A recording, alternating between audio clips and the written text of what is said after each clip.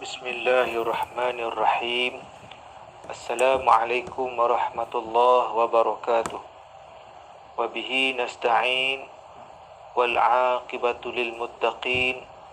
Wassalatu wassalamu ala asyrafil anbiya'i wal mursalin wa ala alihi wa sahbihi ajma'in. Subhanaka la ilma lana illa ma 'allamtana innaka antal alimul hakim. Wala hawla wala quwwata illa billahil aliyul azim. Alhamdulillah, syukur kehadrat Allah Subhanahu wa taala, bertemu semula dalam bicara ilmu PPD Tanah Merah. Perkongsian pada kali ini ada kesinambungan dengan tajuk yang saya kupas pada slot perkongsian sebelum ini, iaitu kepuasan bekerja. Rentetan dari kepuasan bekerja, kita cuba melihat, mengenali, memahami dan mengatasi masalah yang disebut burnout. Terma burnout sering diguna pakai akhir-akhir ini untuk menggambarkan keadaan di tempat kerja.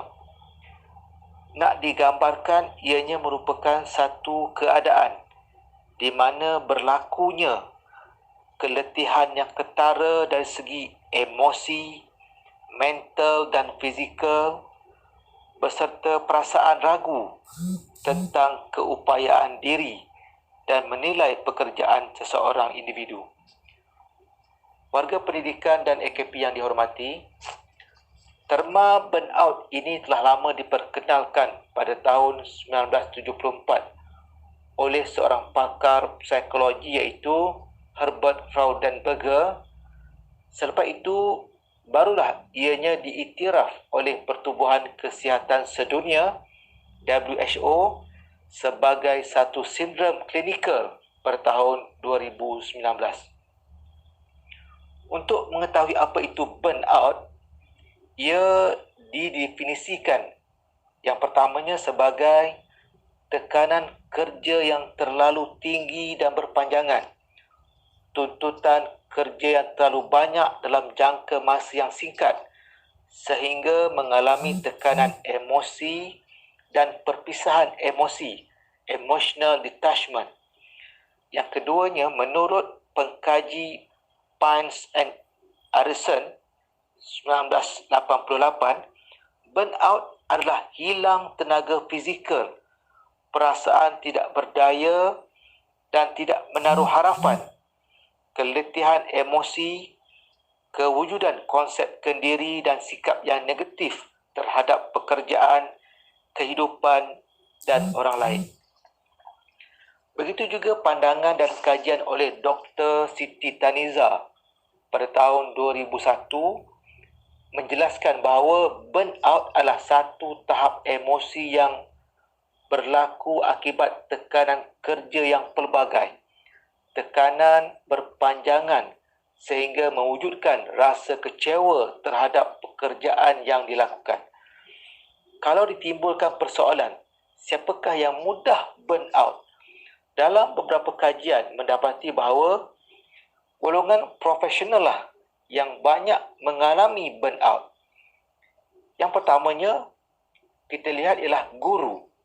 Kerana gurulah yang sentiasa berhadapan dengan tugas, tanggungjawab kepada pelajar, berhadapan dengan ibu bapa dan tugas lain seperti dokumentasi yang dihadapi setiap hari.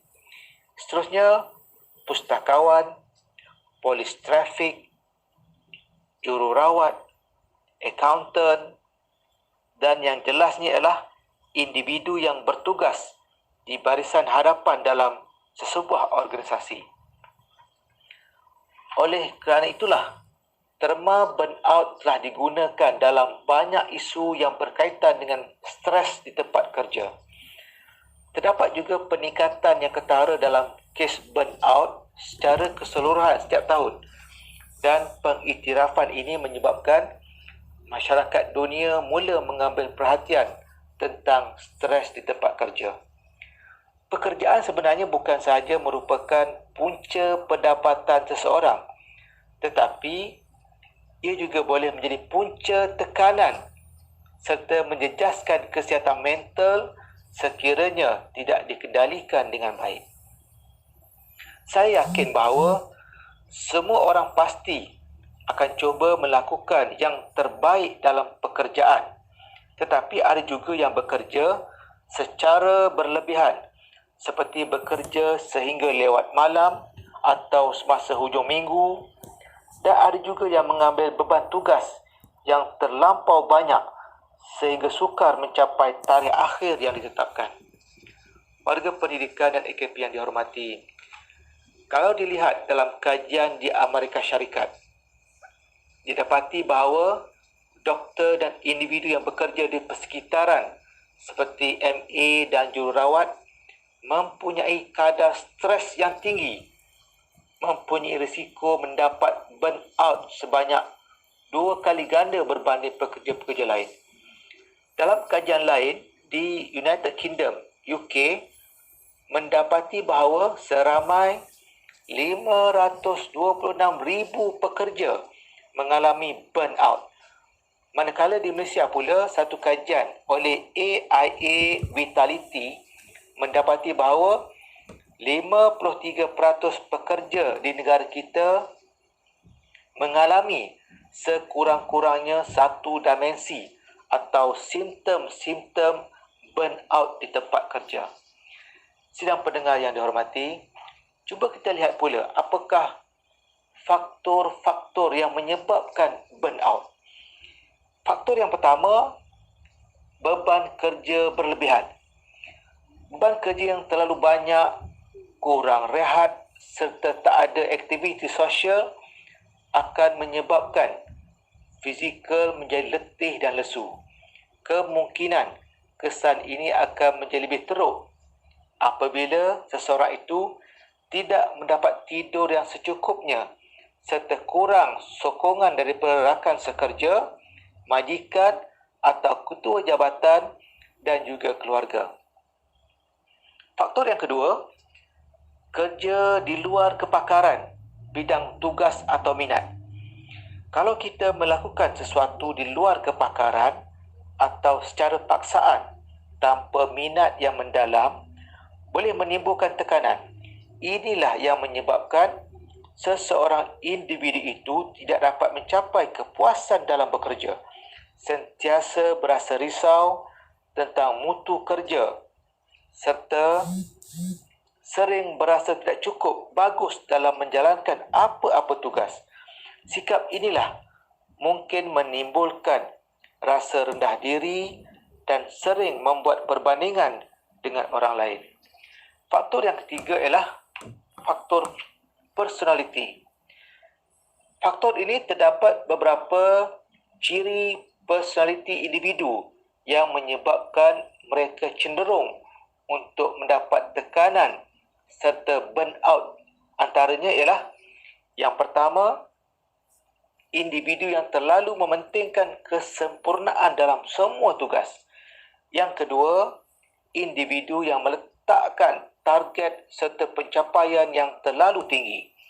Yang ketiga, individu yang sukar memberi kepercayaan kepada orang lain dan lebih gemar melakukan tugasan secara sendirian.